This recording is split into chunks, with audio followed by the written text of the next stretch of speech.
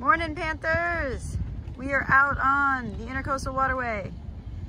I'm starting this video early because I just saw a couple dolphins swimming by, so I wanted you guys to see them. Let's see if we can pop up again. Those swirl patterns that look kind of flat, those are called the footprints of a dolphin. When they kick, that is their mark that shows that they're around under the water. In terms of manatees, they also leave anything actually that kicks up and downward will leave a footprint on the water. See, maybe they'll surf the water with this boat.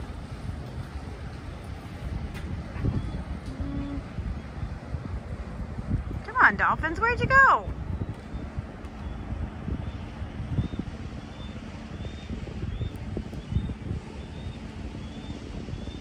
So the plan for attack for today, we are going to be showing you different methods of fishing, okay? So I've got some helpers with me today. They're going to be assisting me in your lesson. Mr. Conlon is here, and my daughter Paige, she's back there practicing. Okay. First lesson, I think we're going to do cast net? Cast net. All right, so here's our cast net. I'm going to back up a little bit so I can get you in the frame. All right. Come closer a couple different times. So different parts and pieces of the cast net. First of all, you have your hand line. This is what's going to connect you to the net, allow you to pull it back in. It's like on a Nintendo Wii, you always wanted to tie it to your wrist so that if you accidentally let go of it, it wouldn't go flying away. Same thing with the net. You can throw it, and if it isn't attached, oops, there goes your net. So you start off by coiling the hand line up in your dominant hand, in this case being my right hand. All right, you're going to pull out, this is a big net, all right? This is a 12-foot net. Paige is using a 4-foot net, so we'll show you that one also. So start out pieces and parts. The top part right here that goes up and down allows the net to close. All right, this is going to be called your yoke or your horn. And then you have your lead line, which is going to be the weight which allows the net to actually sink to the bottom. Now attached to this lead line are all these other little lines here. These are called braille lines.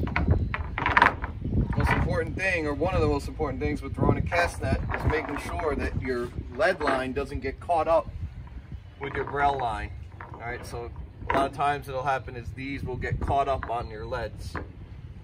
So line your net up, make sure that it's all straight, it's not caught up. With a net this big, you kind of want to go ahead and break up into two different segments. So half your lead on one side, half on the other side. Start at the top at your horn. All right, follow your hand down around halfway, and then coil that up also right next to your hand line. Now you have your net. You're going to take this and put that in your hand. Now you're going to have your two portions here. You're going to want to take the one closest to you, put that right on top underneath your thumb. Grab another portion. Now the thing about throwing these is you don't want to throw them too hard, all right? You want it to be nice fluid motion. All right, what's going to happen is you're going to throw this over, you're going to hold on to this one with your left hand, or the hand, all right, until it starts to open.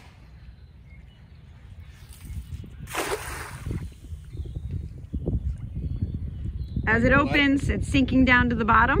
You're going to let that net sink all the way to the bottom. And then what you're going to do is just going to give a couple little tugs to start to close that net. And you just yank it up. We'll see if we caught anything. Yeah, it looks like we did. Awesome. Ooh, got a good one. All right. There you go.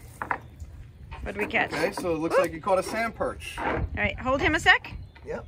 So we this can sand see. perch, you got to be very careful because they got really sharp spines on them. You can hear him talking too. Hear that squawking. This is really, really, really good bait for snook. Now you can watch the video later, Paige. Okay, Paige, you want to show them with your smaller line? All right, you gonna go back down there? Net? Where do you want to go? You tell me. Go wherever you feel comfortable. Let's just get moving here. Like I said, Paige has a smaller net. It's only a 4-foot net. So if you're, as a beginner, you're gonna want to start with something smaller. She's going to use a different method than I showed you. All she's doing is holding on to one side. Spinning it around kind of like a Frisbee. But again, letting it sink. You'll see that the wristband is on her wrist. She's gonna give it a couple of tugs and then yank up on it. Now she's pulling up and the bag is closing over anything that's underneath it.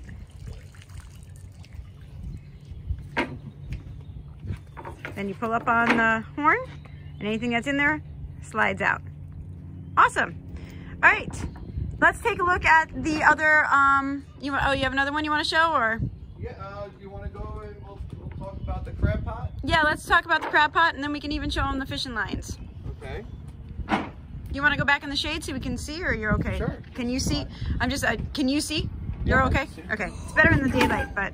So this would be your crab pot. Oh, hold on one second. She did. She actually caught something. We just couldn't see it. So remember, guys, what? Back up page. We've been talking about jellies, right? And the different types. Sea jellies. So this is a comb jelly. This is the one that actually will not sting you. Does not have the nematocysts, the stinging cells. So we can actually go ahead and pick it up. They also have a little bit of phosphorescent bioluminescence types at night. So you can see actually, I don't know if you can see on the video, but these lines that run down it, okay, that's what actually will make the colors, make it kind of iridescent. But you can see she's holding it right in her hand, it's not stinging her. Cool. Right, you did catch something. Now put them back in the water. All right, go ahead, Dave. Okay, so this is your typical crab net, crab pot. All right, first you got an opening where you would actually let your crab go or take them out when you were done. So the interesting thing about that is that the doors on it, if you were to lose the pot, they have to rust off. So that way, if for some reason we were to set the pot out and we couldn't find it, and it was stuck at the bottom of the ocean somewhere or in the river, and there were animals in there, you don't want to kill them, it ends up rusting off, and then they can escape on their own. That's correct. All right, so you have the throat, all right? In this case, we have two. All right, that allows the crabs to get into the inside of the trap. It's kind of like a one-way entry, though. Once they go in, they're going to fall in and not be able to get out. And then what they're coming in for is they're going to be coming in, all right, in order to get the bait that is placed inside the bait trap. Bait bag, or bait bag. Sometimes called the kitchen. Because where do you eat your food? The kitchen. So what we're going to do is I'm going to... Hold on one sec. We got one more thing we can show you. So this side here, before you say anything, don't say anything. We got 3 holes on the side. By standard, it has to have at least 3 holes. See how one's higher, one's lower? Those are different areas so that if, depending on which way the trap is laying, that's how the little ones can escape, okay? That's called our escape holes, so that if you have babies in there, they're able to get out and get bigger so you can catch them again later. All right, now go ahead, sorry. No, that's all right, that's all right. So what we're gonna do is we're gonna bait this trap with some finger mullet we have here. All right, I'm gonna cut these up and we're gonna put these in there, and then we're gonna throw this in and see if we can catch something. So another good thing that's important to remember when you have a crab trap is that you're probably gonna wanna put a weight in it, okay? That keeps it sturdy. And that it also always has to have a buoy on top so that you can find it. If you see, I think actually there might be some still out in the river. I'm getting shown up by a jet ski right now. But at least it's something good for you guys to look at. Okay? So yeah, jet skis are... Yeah, so I can't find a crab pot out here right now, but crab pot numbers have to be legible on your buoy. So that people can see who it belongs to, and that way you can collect them to know if they're yours. If not, yeah. There's a couple buoys out there, but they're actually moorings for the sailboats that are across the way. But so in terms of cutting up, you're just cutting them, slicing them up so that they smell a little bit. Want to make sure. So the crabs, that's what they're looking for. They like to scavenge, right? They're scavengers. They're going to use their sense of smelly stuff. That's why they'll eat dead stuff. Remember we talked about lobsters being called the garbage men of the sea?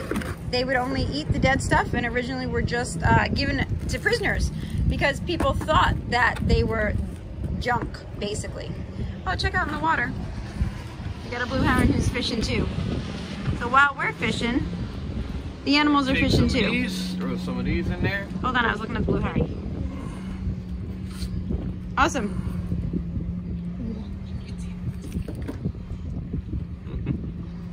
He's in.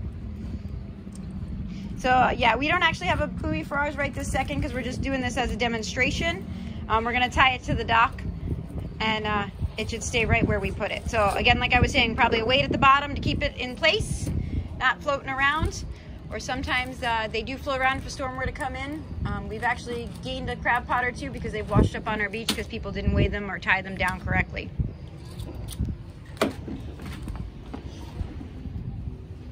So you got to make sure the one thing you always want to make sure is that your trap door is actually closed, because otherwise anything that goes in goes right back out. Okay, so we're gonna take this guy and throw this in right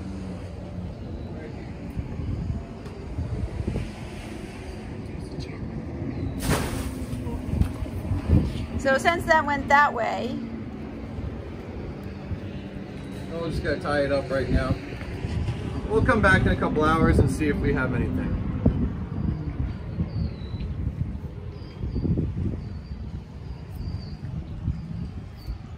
We'll actually do some fishing. yeah. Do you want me to keep going, or you want me to stop this and start another one? David? Huh? You gonna bait now and hook? Okay. Or? Yeah. We'll just do a quick to show you, in which this one will probably be a little bit more familiar with you guys, because I'm sure some of you have gone fishing before. Okay, here's our bait trap. Not our bait canister, bucket. Thank you, sorry. Trouble with words today. So that allows the animals to stay alive and get some shrimp or little fish, whatever it is you're using for bait. They can then float in the water. It's got an air hole.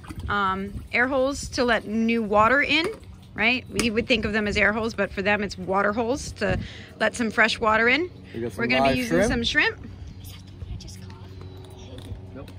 Paige was using her casting net and actually caught one. Oop, he's jumping away. Get him. There's a couple different ways you want to rig these guys when you're actually putting them on a line. When they're live, is if you have a strong current, you can either hook them right through the top of their head in front of their brain, which is that big black area, or you can go right through the back of the tail, right around there. Now, casting wise, how do you cast your line? All right, so this is actually called a spinning reel. All right, so you have your main line, you have an egg sinker here. Just use for weight to get it down. There's a sliding rig, so this allows it to be able to sit on the bottom, and if the fish pulls on it, it doesn't actually feel the weight of the sinker. All right, then you have a swivel, and you have a leader material, either monofilament or what they call fluorocarbon. All right, monos here is fine. Fluorocarbon's better at open ocean, things like that, where you need You got a little. the fish will actually, it'll give them less chance of seeing the line. So we'll go and cast that over here. You're so. And now it's all about waiting. All right, so Panthers, I'm gonna stop this for now and we'll see if we catch anything in a little bit. I'll come back and give you your assignment, which is gonna have to deal with fisheries and sustainability for our fisheries here and overseas. Thank you, Mr. Collin, for helping. You're welcome. Thanks, Paige. You're welcome. We'll talk to you later.